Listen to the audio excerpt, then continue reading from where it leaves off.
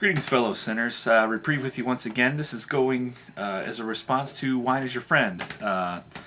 Sort of a, not much of a response, but more of a continuing conversation. He asked me, Wine is Your Friend asked me where I stand on a couple of different topics. The first one that came to his mind was, he wanted to go into abortion, and I kind of warned him that I'm fairly passionate about it. I'm not saying the topic's off limits, but just saying that it might be touchy. And abortion is one of those things that people get pretty emotional about, and I try not to, but some things matter a lot more to me than others, and life just happens to be one of those.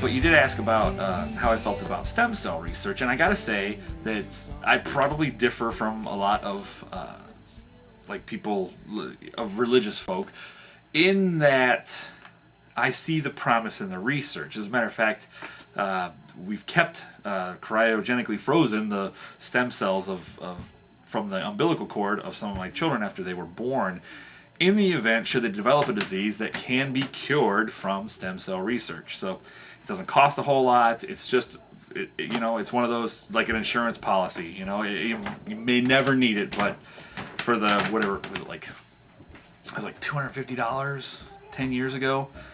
And it's $50 a year after that. So it's basically nothing. It's lunch for a week, if that.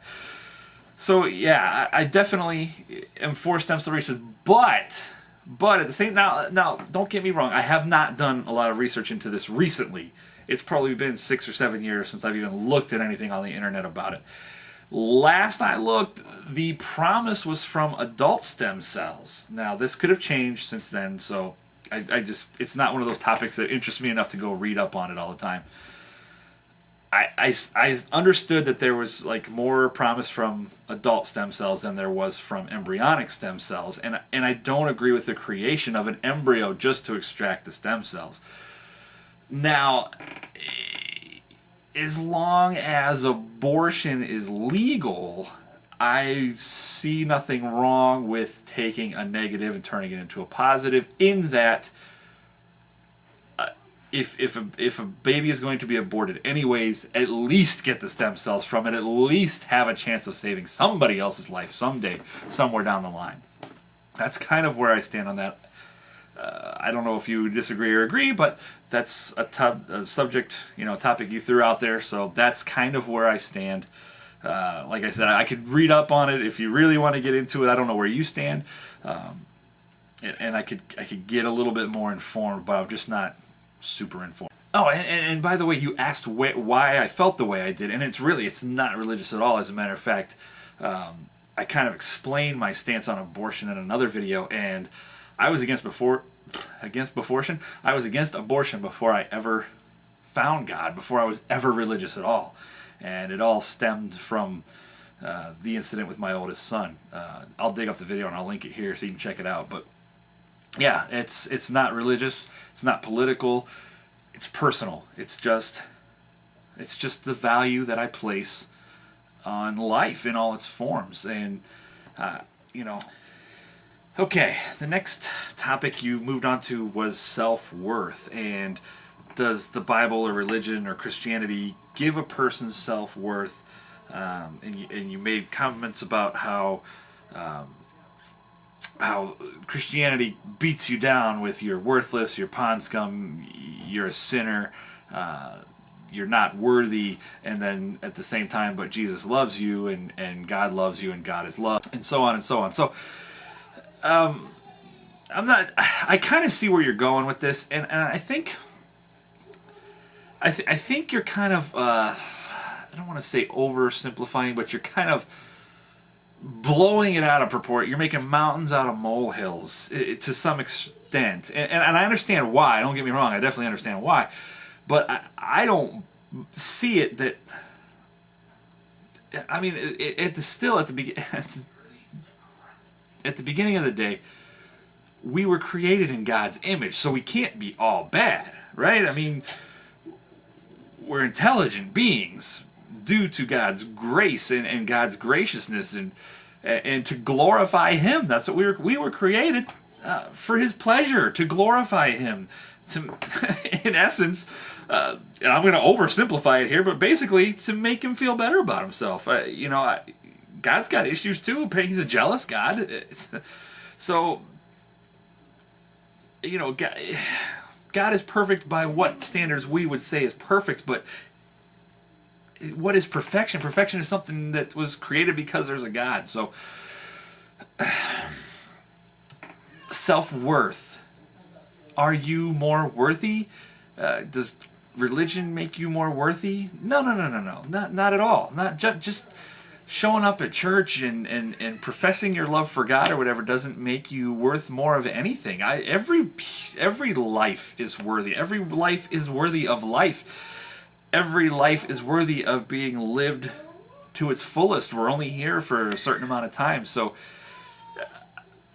I have personally, now this is completely non-religious here, but I personally have no problem with you being the best person that you can possibly be with or without God. Now, I don't want to insult you, because you've made the decision that you're fairly sure that there's no God, based on some experiences and logic and reason, and I don't deny that at all.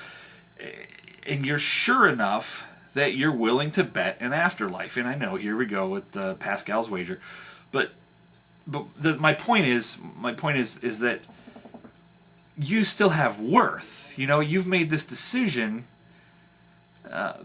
based on your experience, based on your life experience, and that has given you purpose for yourself, purpose for your life. So my decision to continue to follow God after my moment, and the continuous reward that I feel that I get from it, helps to give me worth. I wasn't worthless before. I never felt, not for 1 second, that I was worthless.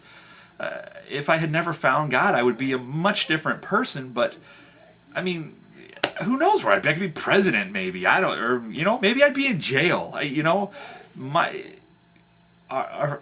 This is going to sound really cheesy, but there's a line in one of the Star Wars movies that our focus determines our reality, and really, it's so true. It's like what you're focused on, what your goal is what's real for you. Like if your goal is to be the best baseball player that ever lived, and you're focused on that goal, and that's what you attain, and you become the best baseballer, you're the next Babe Ruth or the next, Derek Jeter or whatever, you become the best. You're just the best baseball player. You're not the best person that ever lived. You're just a good baseball player. But that's what you were focused on, and to you that gave you meaning and purpose. For me, it happens to be God. I'm focused on God. I'm focused on Christ. I'm focused on sinning less. I'm focused on being the best person I can be because of that. I'm focused on being charitable and giving and kind and loving. I attribute that because of my religion. It could have happened anyways. Sure, it could have. It just didn't. It happened because I became religious. So, in a sense, yes, the religion did, for me, determine my self-worth. But your focus and your achievements in that focus determine your own self-worth. Now, I'm going to die and go away, and in 100 years, I'll be a stick on a tree from some kid's, school project. Nobody's going to remember me. There's nothing here that's going to cement me in history. So my worth, self-worth, is determined by me, by what I feel I've accomplished. If I raise great kids, if I give everything I can possibly give to other people, to charity, to help others, then yes, that will have been a worthy life for me. I will have fulfilled my own feeling of self-worth, and it would have only happened in this manner because of religion. My religion. Christianity, Jesus Christ. It can happen otherwise. I'm not saying it doesn't, just saying that's what worked for me. So, there you go. Pwn away. Would I vote for a politician that was an atheist? And all I can say is, unequivocally, without a doubt, hell no. No, I'm kidding. Of course I would, dude. Of course I would. Your religion, when you're elected to office, you're elected to govern and make smart decisions, like with our tax money, and with programs that help people, and you know, and making laws that make people safer, or whatever. You know, an atheist could do that. I'm pretty sure. I'm fairly confident in, you know, at least some of you guys' skills out there. You know, now there's a few people that I obviously wouldn't vote for. Factor 2100 or Chaos. No. Your politics matters a lot. Your politics matters a lot to me. What you plan to do with my tax money matters a lot to me. How you plan to use our armies throughout the world and at home matters to me. What you plan to do with the welfare and with Social Security, and with, you know, what you're going to do for my children, and what laws you want to propose and what laws you want to repeal, that's what matters. Your religious affiliation matters not at all to me when I step into the ballot box. And to prove that, this is a little goofy and a little off the subject, but Barack Obama was a Christian and I didn't vote for him. So there you go. So yeah, your religious affiliation matters not to me at all when I step into the voting booth. I suppose if I couldn't decide between two guys, if it was just, or a guy and a girl, or two girls, if it was so right down the middle that I can't decide, the pros and cons are perfectly 100% even all the way down the line, except one's a Christian and one's an atheist, then yeah, I might hit one for the home team. But the odds of that are, you know, I'd die in a plane crash before I'd get struck by lightning before that would ever happen. So, all right, and last but not least, last on the list was morality. And does morality come from God, or does it come from, you know, human evolution? And I'm gonna say,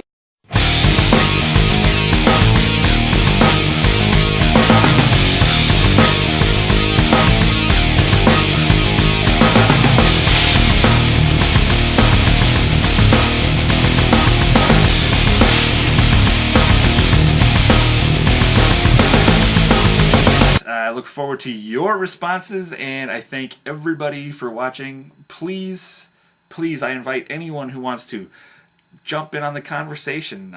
I'm sure, I think I know Wine is Your Friend well enough that he would accept video responses to either of us from anybody. We could make this a 3, 4, 5, 25-way conversation if you want. I have fun with this kind of stuff, so jump on in, leave me a comment. Hop on over and subscribe to Wine is Your Friend if you're not already. And always remember that true peace begins with how we treat our children. Thank you guys for watching, and God bless.